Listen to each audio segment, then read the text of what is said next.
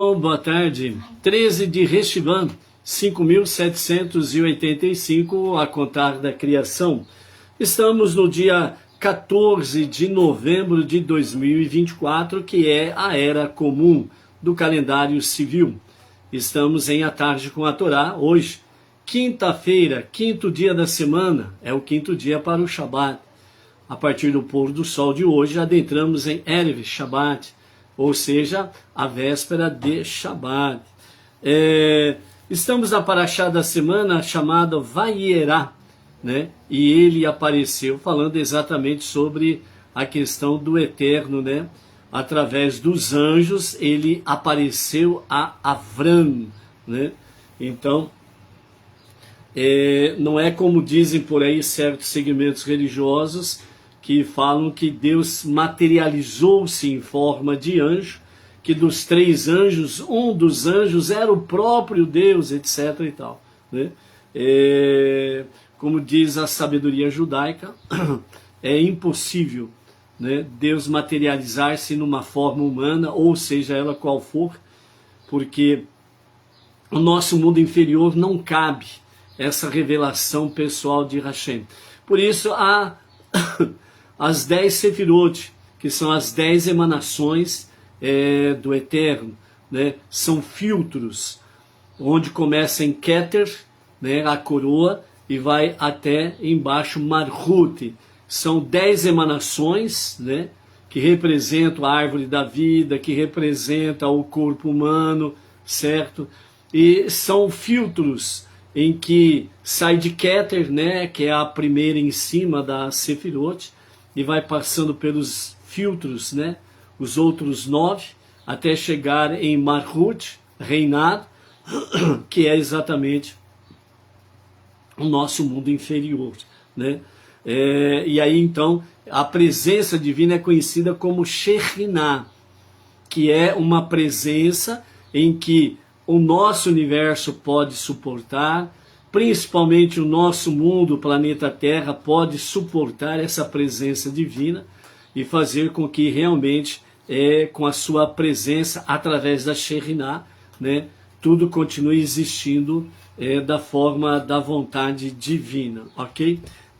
A percepção, né, de Deus, semelhante a que Abraham teve, os patriarcas, as matriarcas, né, Moshe, o rei David, Salomão, etc. e tal, essa percepção da presença divina, ela será muito maior exatamente nos dias de Mashiach, que é a redenção final, que é o último passo para o Olam Rabá, a vida eterna, o mundo vindouro, ok? Baruch Adonai Eloheinu melech haolam Mashiach koneh b'divaro.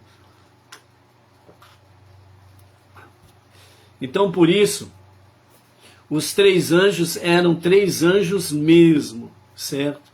E através dos anjos, Deus falava com Avram, ok? Lembrando que um anjo veio para anunciar a Sará, né, que ela seria mãe de Yitzhak.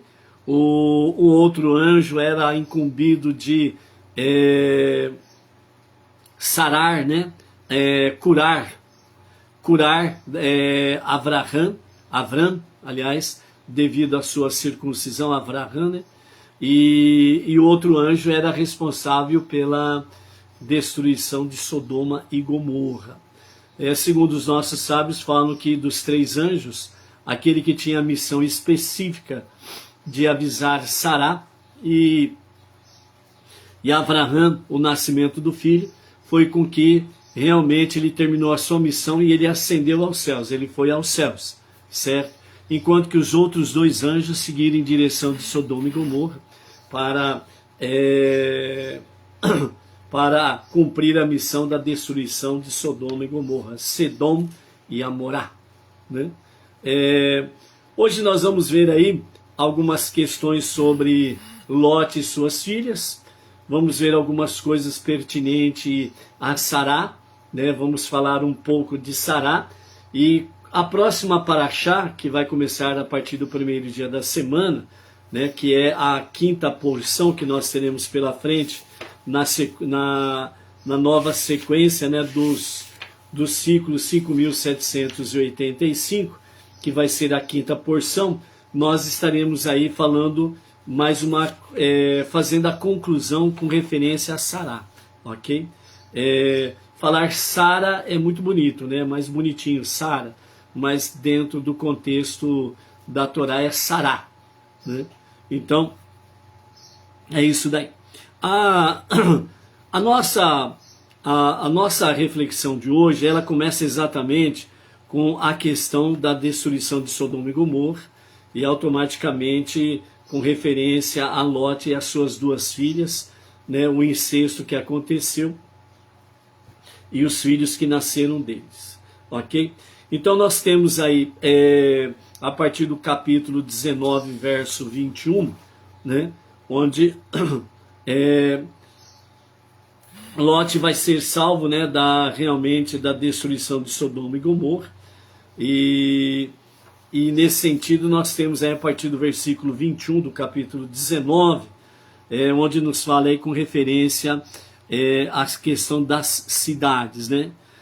Sedom e Amorá, Admá, Sevoim, são as 4 cidades que serão destruídas, e tem a quinta cidade que é chamada de Tsoar, e também conhecida como Belá. É a única cidade das 5 que foi realmente poupada, né? E segundo os nossos sábios falam que Tsoar, ela foi poupada porque ela era a mais nova das 5 cidades e o peso das suas iniquidades ainda não era muito forte, né? Era um peso leve, por assim dizer, ou seja, tinha bem menos pecados e iniquidades do que Sedom e Amorá, né? Sodoma e Gomorra, ok? Então, Sodoma e Gomorra eram as cidades mais impenitentes, ou seja, mais depravadas, mais violentas, mais cruéis e mais desobedientes, né, com a vontade divina. As outras 2 cidades, Admá e Tsevoim, né, também eram cidades que eram rebeldes a Hashem, né? E Tsoar, ou Belá, era uma cidade que continha, por ser uma cidade nova, ela tinha menos, né? Ela tinha, o peso do pecado era bem menor, né? Então, foi para onde que, foi em direção de Tsoar, que Ló foge, né, com as suas 2 filhas, lembrando que a mulher de Ló, né, no verso 26 do capítulo 19, fala que ela olhou para trás, desobedecendo a ordem do anjo, e ela acabou virando num pilar de sal, exatamente como punição, porque ela negou, né, passar o sal para os visitantes, que eram anjos em forma humana, e no momento da refeição, Lot, ele pede a sua mulher para que passe o sal para dar aos visitantes, né? Lot era o anfitrião que tinha aprendido muito bem com seu tio Abraão a ser hospitaleiro, amável, receptivo realmente aos transeuntes, e ao receber em sua casa era para fazer o melhor e dar do melhor da sua casa. E então a sua mulher recusa passar o sal e para dar aos visitantes. E por isso, quando ela volta desobedecendo a voz dos anjos e olha para trás para ver a destruição de Sodoma, que era onde eles moravam, ela se transforma num pilar de sal, uma punição porque ela recusou o sal. Lembrando que o sal é um símbolo do pacto eterno com Hashem. Então, quando você lê na Torá em vários lugares o pacto de sal, significa exatamente isso, que o pacto do eterno, ele é como sal, ele é eterno, ele não se torna insípido. O sal, ele é sempre sal e será sempre sal, e ele sempre será salgado, né? Servindo como um tipo de tempero também, ok? Então o pacto do eterno é um pacto eterno. Por isso, né, Deus ele fazendo esse pacto, né, onde tem várias passagens que falam o pacto de sal, é muito bom termos isso em mente. Por isso que dentro dos lares judaicos e daqueles que aprendem com o povo judeu, dentro dos seus lares, deixa sempre na mesa da cozinha, né, um recipiente com sal. Pode ser o próprio saleiro, por exemplo, né, que nunca falte o sal sobre a mesa da cozinha, né? Bem como também é um outro costume de deixar, por exemplo, frutas em cima da mesa, né, da cozinha, certo? Significando essas duas questões essenciais. Lembrando que o pacto de Deus é eterno e as frutas sobre a mesa representando que Deus não te deixará faltar o sustento sobre a tua mesa. Então, são costumes para que nós possamos recordar a palavra divina, a vontade divina, o pacto divino. É isso que importa, né? Essa simbologia para a gente nunca esquecer realmente o propósito de Hashem.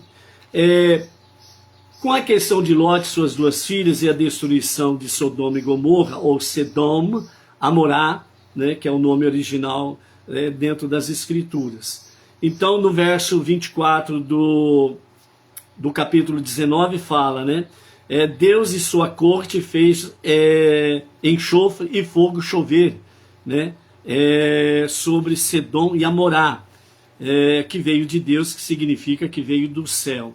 Deus destruiu a planície inteira, onde essas 4 cidades, Sedom, Amorá, Admá, Sevoim, onde foram aniquilando tudo que vivia nas cidades e que estava crescendo no solo.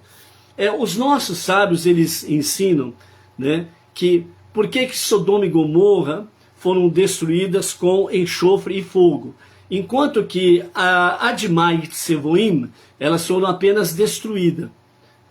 Tanto é que Sedom e Amorá recebem uma punição mais pesada, mais forte, né? Então os nossos mestres respondem que Sedom e Amorá, o problema, a maior iniquidade que havia nessas duas cidades era do ser humano com o ser humano.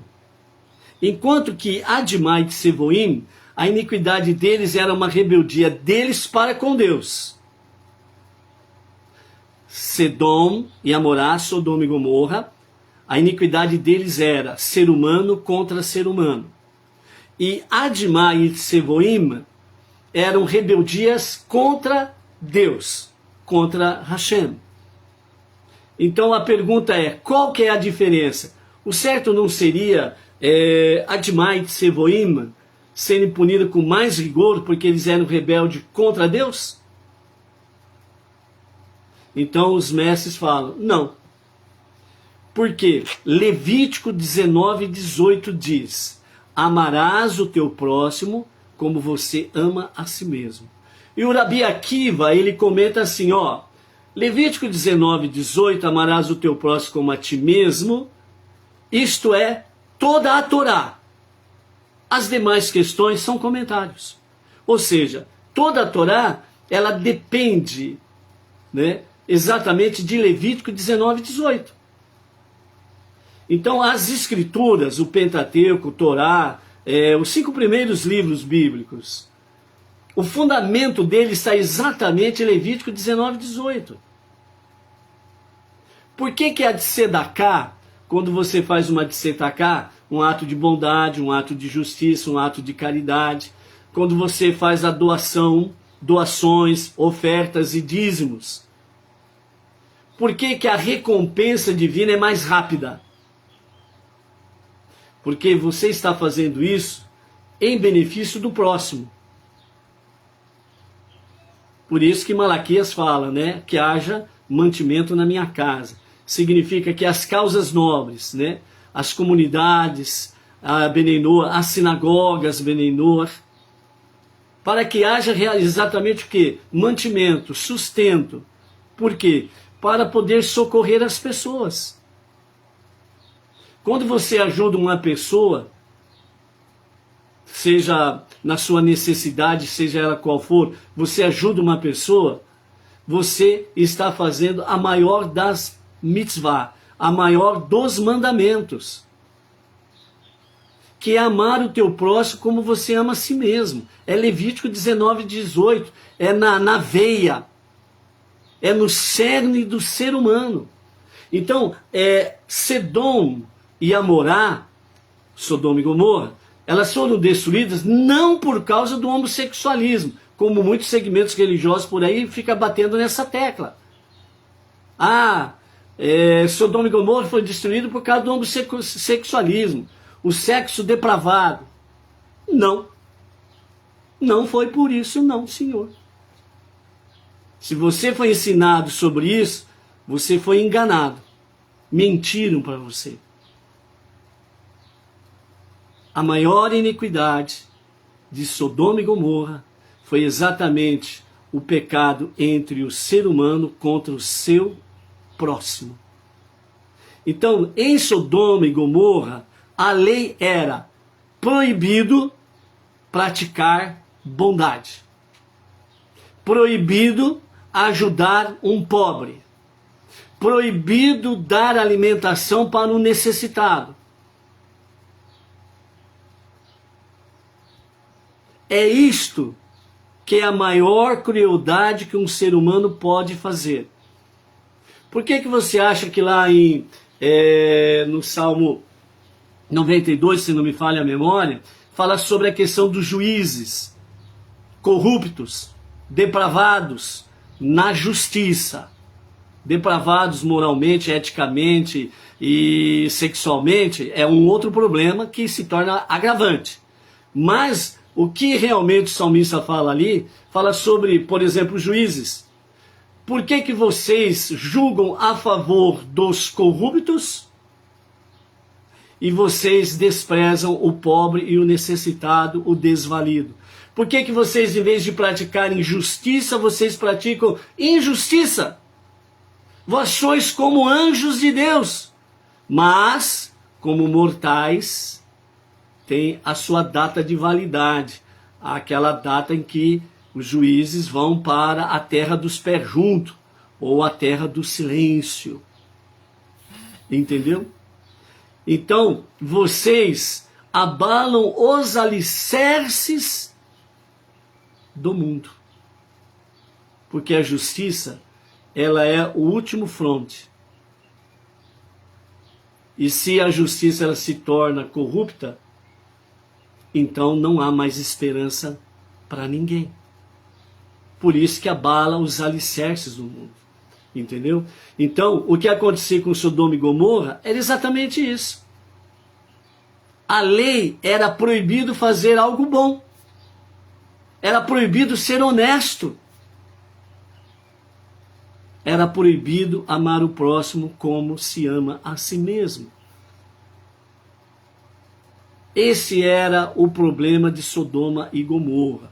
Lógico que a depravação é uma consequência natural quando se rompe o maior dos mandamentos, que é amar o teu próximo como você ama a si mesmo, Levítico 19:18. Entendeu? Então, por isso, Sedom e Amorá foram destruídos realmente com fogo e enxofre. Primeiro começou com uma chuva leve, igual no dilúvio. Por quê? Porque a intenção de Deus é que o ser humano venha a techuvar, venha, se aproxime, retorne para junto de Deus para um verdadeiro e genuíno arrependimento. Então, primeiro começou uma chuva leve. Depois começou as trovoadas, raios, aí começou a chover realmente fogo e enxofre do céu. Então Sodoma e Gomorra estão lá no fundo do Mar Morto, que é conhecido hoje ali no Oriente Médio, lá na terra de Israel, né, o Mar Morto. Né? Então Sodoma e Gomorra está ali, no fundo do Mar Morto. Certo? E por isso a maior iniquidade deles foi exatamente faltar com o amor ao próximo, certo? Então, o Midrash declara: eu encontrei David, meu servo, ou seja, Salmo 89, verso 21. Quem é o meu servo? É exatamente o meu servo que se fala aqui, é Mashiach, o ungido de Deus, que há de se revelar a qualquer momento para a Geulah, a redenção final, para se cumprir as profecias bíblicas de que haverá verdadeiro shalom, verdadeira paz e harmonia, união, unidade entre os seres humanos, né? E também entre o reino animal, onde realmente a ovelha vai pastar junto com o leão, a criança vai brincar com a serpente, né? O lobo vai estar junto com a ovelha, pastando para lá e para cá, não haverá mais animais carnívoros, e por aí afora vai. Os corações dos pais convergirão para os corações dos filhos, e os corações dos filhos convergirão para os corações dos pais. Harmonia em família para que a sociedade possa viver em amor e união, em unidade. Mas como que Deus ele vem encontrar Mashiach em Sodoma e Gomorra? É isso que o Salmo 89, 21 fala. Encontrei David, meu servo, né? David é o rei David e fala meu servo. Então está falando exatamente dentro desse versículo, está implícito Mashiach, ungido de Deus para reinar na redenção final, para trazer o verdadeiro shalom, ok? Como que nós vamos encontrar isso? Então nós precisamos ver de que se trata Sodoma, Gomorra, Admat, Sevoim, né, e a cidade de Tsor. Primeiramente, Berá, rei de Sedom, né, rei de Sodoma, tinha um mal em dobro. Ele era mal para os céus e mal para as pessoas, ou seja, ele era rebelde para com Deus e ele era mal para com o ser humano, o próximo. Birshá, o rei de Amorá, ele era duplamente elevado em maldade, né? Então a mesma coisa acontecia com o rei de Amorá. Ele era rebelde para com Deus e rebelde para com o próximo. Não havia respeito para com o próximo. Por isso que essas duas cidades foram destruídas com fogo e enxofre. Depois nós temos Shinav, o rei de Admá, né? Que ele odiava seu pai celestial, né? Então ele tinha ódio para com Deus. Shemever, o rei de Tsevoim, ele fez asas para voar e se rebelar contra Deus.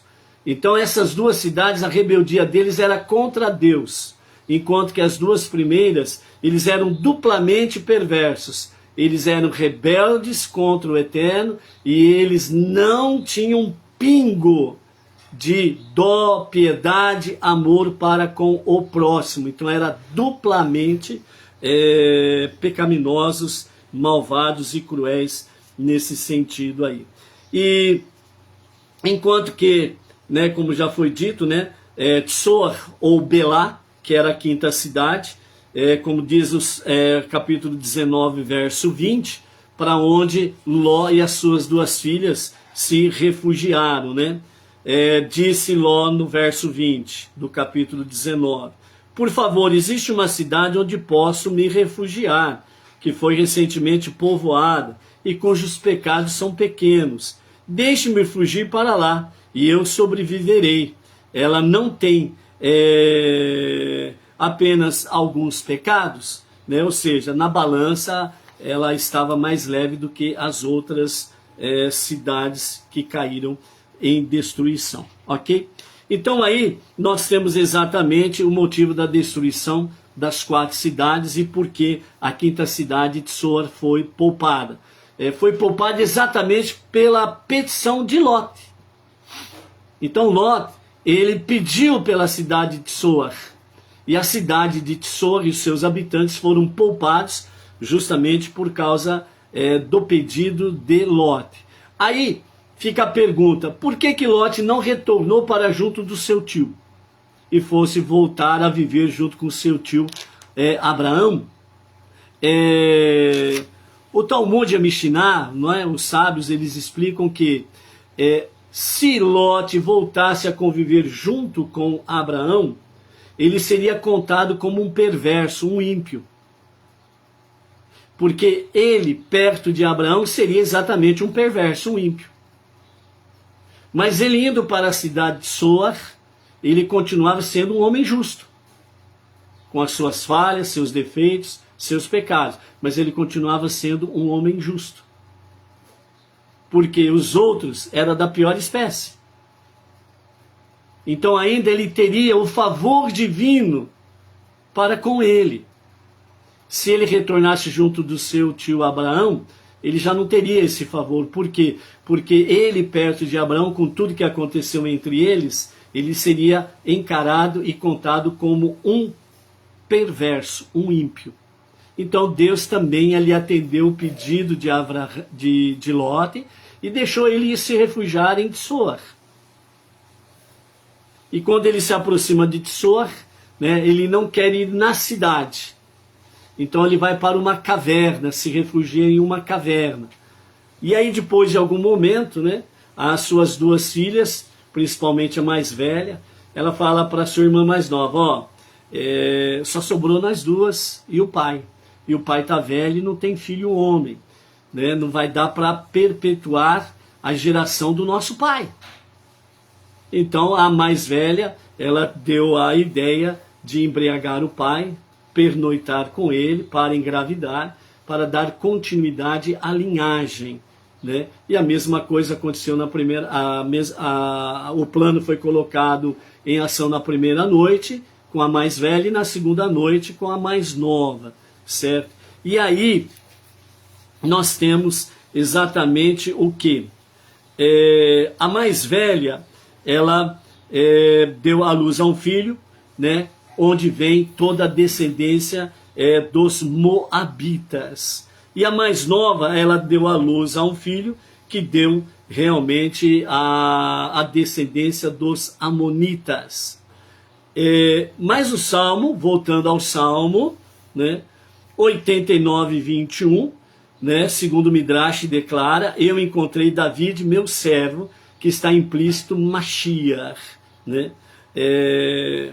E como que realmente Deus ele encontra Mashiach através de Sodoma e Gomorra e no incesto do pai com as duas filhas.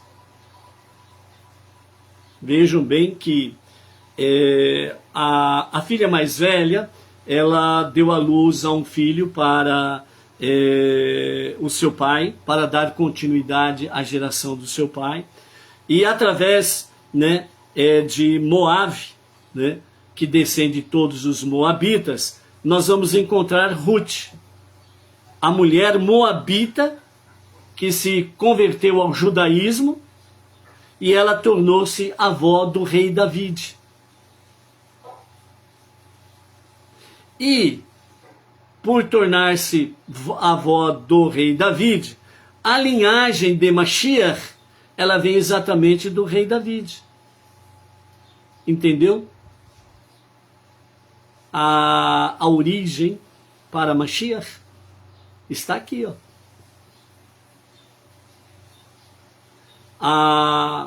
Quando nós lemos, né, nos estudos judaicos com referência ao Mashiach, fala assim, onde posso encontrar Mashiach?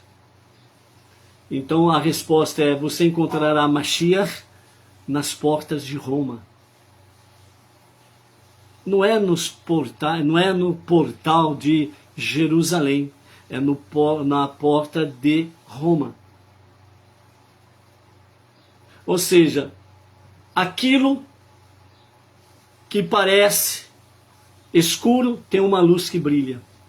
Aquilo que parece um túnel sem saída tem uma luz no fim do túnel. A mensagem principal que realmente a Torá traz para nós é que a Techuvá é a chave para o perdão. A Techuvá é o arrependimento verdadeiro e sincero. Faz com que mova o coração de Deus em nosso benefício para nos dar perdão e nos dar uma nova oportunidade de andar com Deus. Mashiach vem daqui. Mashiach vem da descendência de David, que teve como avó Ruth, a Moabita, que vem da descendência da filha mais velha que teve um filho junto com o seu próprio pai. Mostrando que sempre há esperança para o ser humano. Que a porta ou o portal da vida no eterno nunca está fechado. O portal do perdão nunca está fechado. O portal da Techuvá, o retorno a Deus para um verdadeiro e genuíno arrependimento, nunca está fechado. E dentro da profecia, encontrará Mashiach nas portas de Roma, entrando na profundidade da profecia. Está falando que o Mashiach, o justo Mashiach, ele não nasceu em Israel, não nasceu em Belém, não nasceu em Jerusalém. Muito pelo contrário, ele nasceu fora da terra de Israel. Por isso que fala as portas de Roma, que significa as nações. As nações. Porque, pelos próprios ensinamentos dos sábios, né? Por exemplo, Moshe, que é chamado do primeiro redentor, que é chamado também de quando vier o último redentor, a semelhança de Moshe. Moshe, o primeiro redentor, tirou o povo judeu do Egito e conduziu até a terra prometida, mas Moshe não pôde entrar. Porque se Moshe entra na terra prometida, a era messiânica, os dias de Mashiach, a redenção final, começaria exatamente naquele momento. Então, o verdadeiro e justo Mashiach, ele não está em Israel, ele não está em Jerusalém, porque senão já teria começado os dias de Mashiach, a redenção final. Porque quando o justo e o verdadeiro Mashiach pisar em Israel, pisar em Jerusalém, os dias da redenção final inicia-se imediatamente. Então, por isso, amados, quando nós queremos aprender, de fato, sobre o justo e o verdadeiro Mashiach, nós temos que pegar exatamente de onde procede a revelação divina, que procede exatamente do judaísmo, que foi a única revelação que Deus fez. É isso que é importante nós estarmos focados, sem sombra de dúvidas, ok? Então, por isso, onde eu encontrei? Em Sedom, em Sodoma, com Lote e a sua filha mais velha. Da mesma forma, o profeta Ezequiel, né, no capítulo 16, verso 53, ele escreve que na era messiânica a cidade de Sedom será repovoada. Quando eu trarei de volta seus exilados, os exilados de Sedom e suas filhas. Ou seja, segundo a profecia, na interpretação dos sábios, fala que estas 5 cidades elas serão totalmente restauradas. E elas serão restauradas em todos os níveis: espiritual, físico, material, financeiro, nos dias de Mashiach, ok? Na realidade, Shelah escreve, um dos comentaristas, que Abraham fez um esforço imenso para salvar a cidade de Sedom, porque ele sabia de sua importância no futuro, segundo o Midrash Shelah 289a. Qual a conexão entre Sedom e Mashiach? Antes do mundo ser criado, Deus criou outro mundo espiritual, um mundo que desmoronou, e ele ruiu, porque seus componentes, o mundo de Tohu, que é o caos, né, eram radicais livres, altamente explosivos, que não interagiam entre si. A princípio, aquela intensidade era boa, pois era um poço de energia espiritual. Na prática, no entanto, ele fracassou. Não obstante, na redenção futura, a intensidade de Tohu, né, o caos, será revelada novamente, e desta vez ela não se desmoronará, porque os bons atos do homem, do ser humano, realizados ao longo da história, os 6.000 anos da contagem da história humana, agirão como receptáculos para unir os intensos radicais livres de Tohu. Sedom era uma manifestação física do extinto mundo de Tohu, o caos. A cidade foi destruída porque seus cidadãos eram criaturas egocêntricas, que se recusavam de prestar atenção a qualquer outra pessoa, que não a eles mesmos. Então, era o egocentrismo, tudo para mim, nada para o outro. Por isso que as suas leis eram perversas, era contra aquilo que era bom e justo. Não era contra ajudar o próximo, olhar em favor do próximo, julgar uma causa em favor do próximo, pobre, destituído, etc. e tal. Porque o mais forte, ele vinha e tomava propriedade do outro e tomava propriedade para si. O outro mais forte, ele chegava, pegava da filha ou da noiva do outro lá e levava embora para si e acabou. Levítico 19:18 não era vivido, não era respeitado. Como diz em algumas passagens de Salmo, Deus não vê isso e nem me julgará por isso.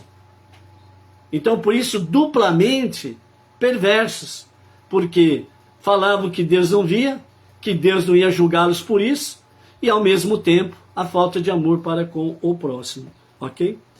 Assim, na era messiânica, Sodoma será habitada mais uma vez, pois então o mundo será um ambiente estável para todos habitarem em paz e em segurança, ok? Então aí nós temos de fato, né, a questão de Sodoma e Gomorra, né?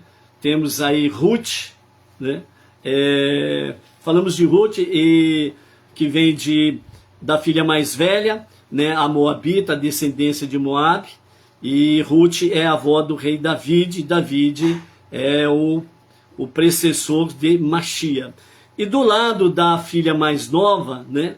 Ela deu à luz a um filho, né, de onde provém todos os amonitas, né?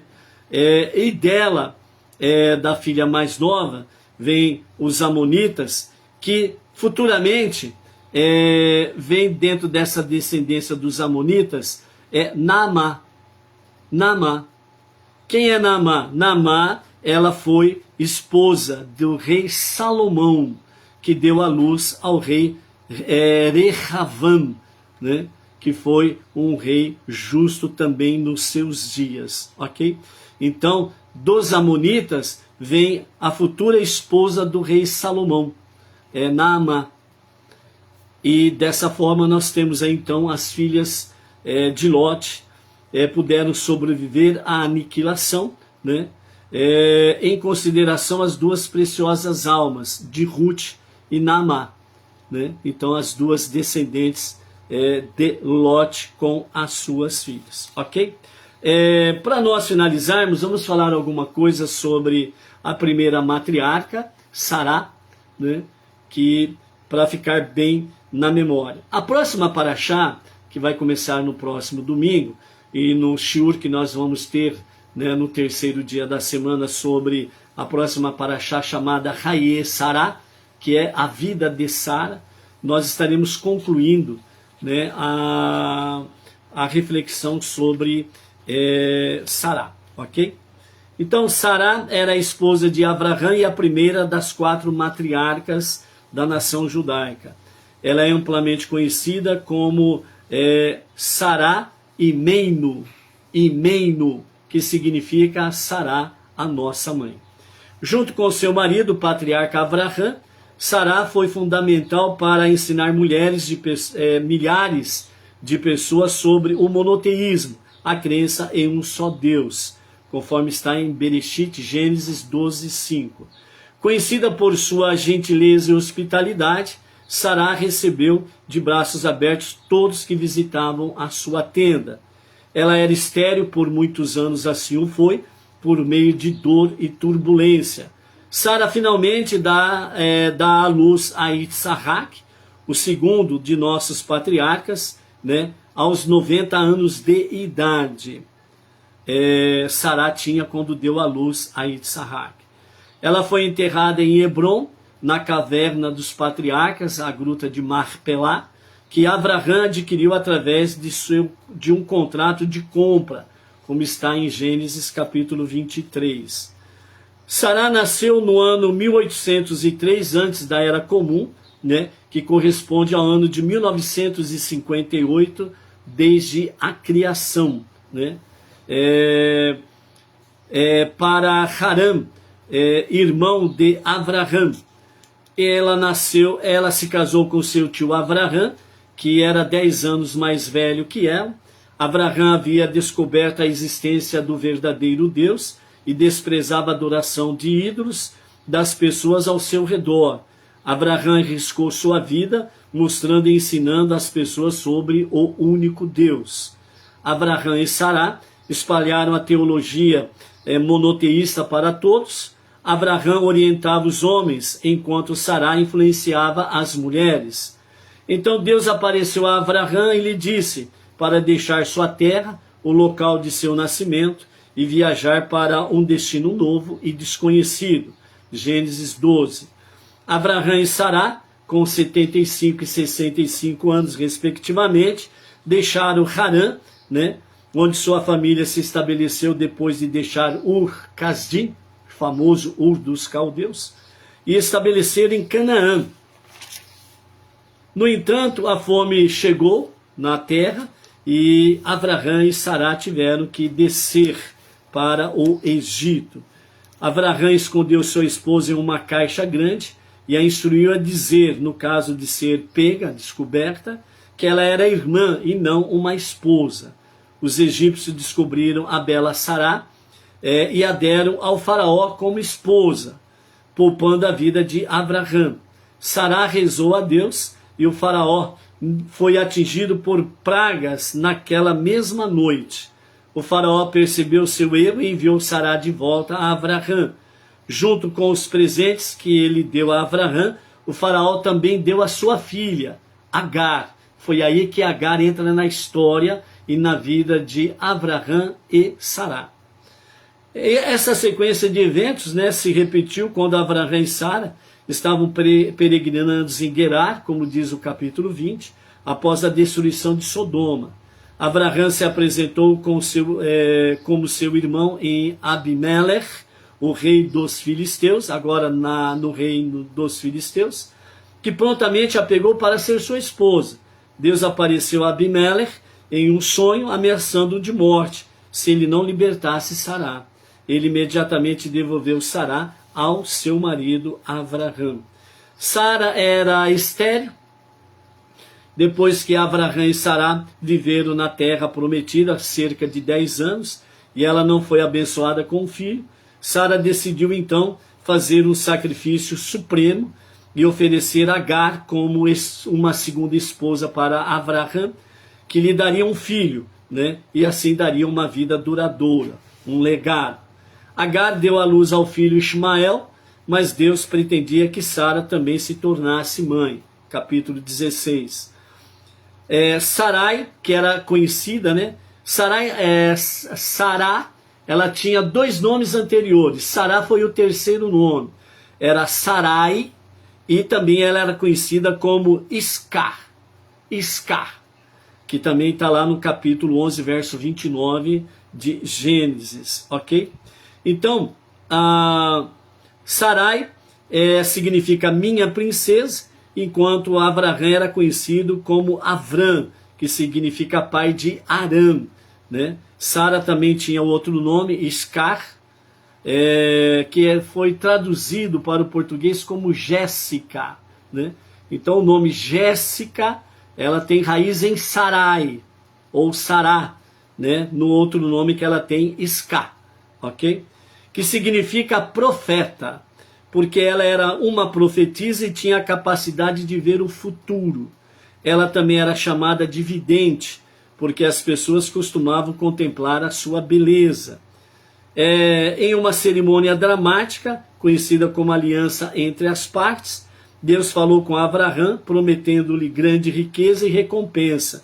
Mas Abraão não ficou satisfeito, ele queria um filho para continuar o seu legado. Deus lhe prometeu um filho com Sará e mudou o nome de Avram para Avraham, que significa o pai de todas as nações. Capítulo 17. E Sarai mudou para Sará, que significa a princesa. Essa mudança de nome trouxe uma mudança também de sorte, que deu a Sará a capacidade espiritual de dar à luz um filho, né? Ou seja, enquanto era Sarai, ela permanecia estéril. Quando Deus muda o nome dela de Sarai, minha princesa, para Sará, a princesa, então ela se torna fértil, né? E aí ela dá à luz a Isaac, ok?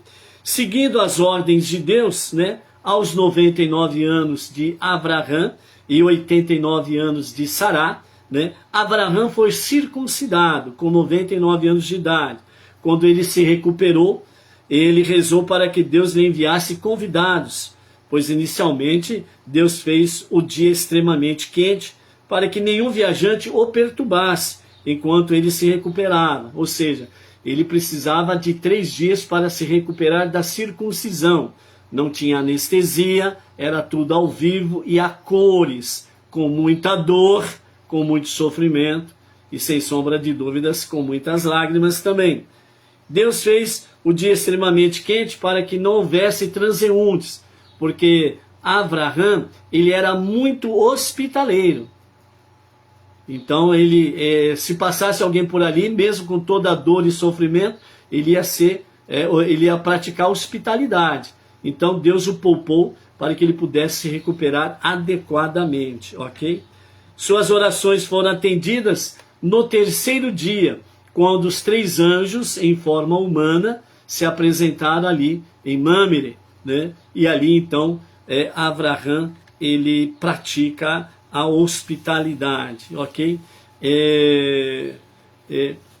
Para termos uma noção sobre a importância da hospitalidade, ou a importância que nós precisamos dar ao próximo, que é permitido que, se nós estivermos, por exemplo, no momento de prece, no momento de oração, nós podemos interromper a nossa audiência com Deus.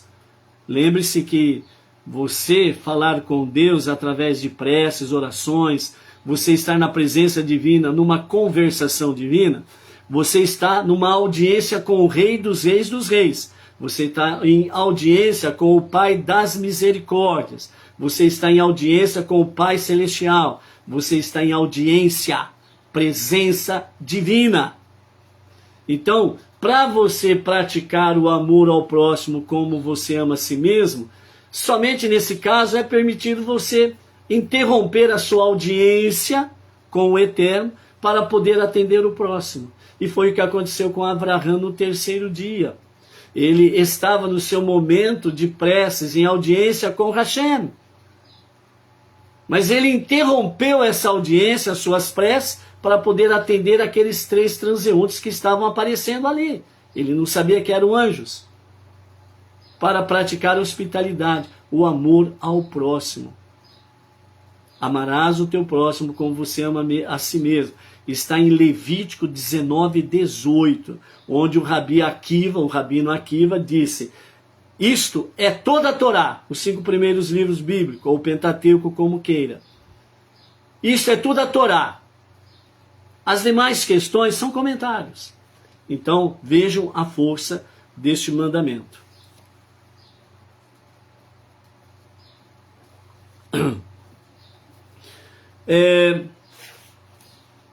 Um ano depois dessa visita desses anjos, né, Avraham com 99 anos, Sará com 89 anos, um ano depois, então,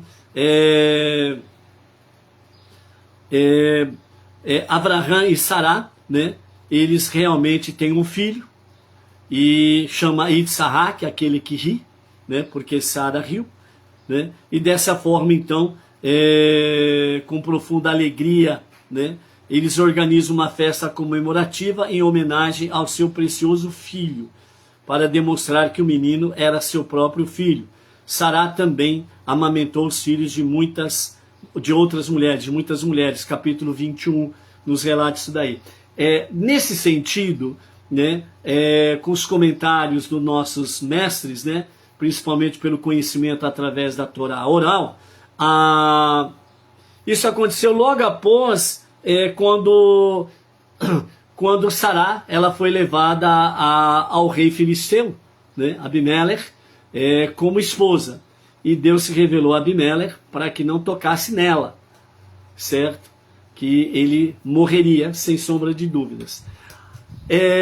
Dentro desses comentários do Talmud, da Mishnah, os sábios falam que, mesmo Deus aparecendo em sonho para ele, né, ele tentava se aproximar, porque afinal de contas tratava-se de uma bela mulher.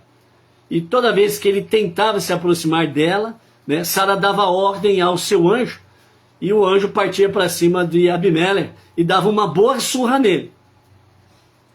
Então ele apanhava do anjo que nem não sei o quê. Mas, né, ele tentou, não conseguiu. Esperou um tempo e tentou de novo. Sara fala para o anjo, dá uma coça nele. E ele apanhou mais uma vez. E aí Deus se revela para ele e fala, devolva a mulher a Abraão, porque ela é esposa dele. Se você tocar nela, você morre. Né? Então, foi assim que devolveu. Então, como como que se fala? As câmaras de vigilância, né? As câmeras de vigilância sempre estão atentos desde a antiguidade, que são chamadas as fofoqueiras, né? As câmeras de vigilância são as fofoqueiras. Elas veem tudo e fofoca tudo, entendeu? Então, elas poderiam dizer que aquele bebê seria filho do rei filisteu. Então, quando se faz o convite para a festividade, né, Sara manda convite a todas as mulheres que estão dando de mamar os seus filhos, para levarem os seus filhos, porque ela daria de mamar a muitas crianças, também se cumprindo a profecia que Sará iria amamentar muitas crianças, entendeu? E aí se cumpre. Então, as mulheres com seus bebês vão para a festividade, né, para junto com Abraão e Sará, né, festejar o nascimento do filho deles. Mas ainda ficava aquela dúvida, ou não é filho de Abraão? Então aí fala a sabedoria judaica que o bebê, ele era o xerox de Abraão. Ele era a cara do seu pai. Não tinha como negar. Sabe aquela criança que quando nasce, bate o olho nela e fala assim, é a cara do pai.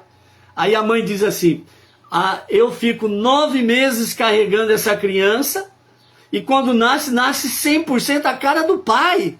Você já ouviu essa expressão da mamãe, né? De várias mães por aí afora. Vai. É isso que aconteceu com o Sará, né? Levei tanto tempo para ter um filho, né? Um comentário livre da nossa parte, né? Levei tanto tempo para ter um filho, carreguei-o 9 meses e a hora que nasce a cara do pai. É a cara do pai, não tem o que tirar, não precisa nem fazer DNA, entendeu? Então foi assim que nasceu. E depois, no transcorrer, nós vamos ver um pouquinho mais lá na frente, com mais detalhes, né? À medida que Yitzhak cresce, né? Quando ele e o pai chegam em qualquer lugar, ninguém sabe quem é o pai e quem é o filho, porque eles têm o mesmo porte físico, têm a mesma aparência. Então chegam os dois lá com a mesma cara, a cara de um focinho do outro, né? E mesmo porte físico, mesma aparência. Então quem é o pai e quem é o filho, né? Você já ouviu isso muitas vezes aí com referência, né? O pai e o filho. Quem que é o pai e quem que é o filho? Mesma coisa acontece com certas mães e as filhas. Olha para elas e fala assim, mas quem que é a mãe e quem que é a filha? Né? Já tivemos experiências várias nesse sentido, não é verdade? Foi aí que Abraão pediu a Rachem a velhice. Até aí não existia velhice. Mesmo com centenas de anos, não havia velhice. A velhice veio através do pedido de Abraão.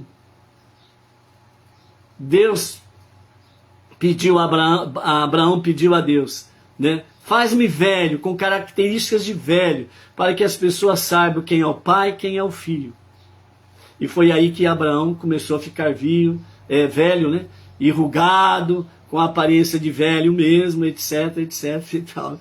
Então, aqueles que não querem ser velhos, né? Deem graças a Abraão, que graças a Abraão, né, os sinais da velhice veio a existir no mundo, ok? E finalizando essa parte nossa aqui, né, após o nascimento de seu filho Itsarraque, Sara viu o outro filho de Abraão, Ismael, agindo de forma imprópria, né? Agindo de forma imprópria significa, ele tinha péssimos costumes, né? Era aquele tipo de pessoa rebelde, ele roubava, ele perseguia as pessoas, né? Ele estava roubando as pessoas, etc, etc, etc, né? E ele Ismael, ele era muito bom no arco e flecha. E Sara viu ele várias vezes apontando o arco e flecha em direção a Itsarraque, né? Então ela viu que ele não era uma boa influência para Itsarraque. Então ela fala para Abraão, né, realmente mandar embora a escrava e o seu filho, né? E então Abraão, com muita dor, né, ele não queria fazer, mas Deus falou com ele, né? Faça tudo que Sara te disser, né? Tudo que ela pedir para você fazer, ouça Sara. Escute o que Sara diz. Então aqui mostra que Sara tinha uma visão de profecia mais apurada do que o próprio Abraão. Isso daí nos fala sobre os últimos dias, né? Ante a iminente revelação do justo Mashiach, né? Realmente o poder feminino, né? O poderamento feminino, que não é essas coisas que estão por aí afora sobre feministas, não. O poder feminino, ser realmente uma mulher autêntica, agradável a Deus e agradável àqueles que estão à sua volta, com bons princípios, ok? Baruch Hashem. Amanhã, às 18h09, é o acendimento das luzes especiais de Shabat, né? E a partir das 20 horas, da Sinagoga Beninoa Regional Bauru, da cidade Sem Limites para o Brasil e as Nações, estaremos transmitindo a celebração do Shabat. Como o tempo está bom e firme, acreditamos que não haverá interrupções nos sinais de internet e teremos um bom sinal para a transmissão. Shalom, shalom. Até lá.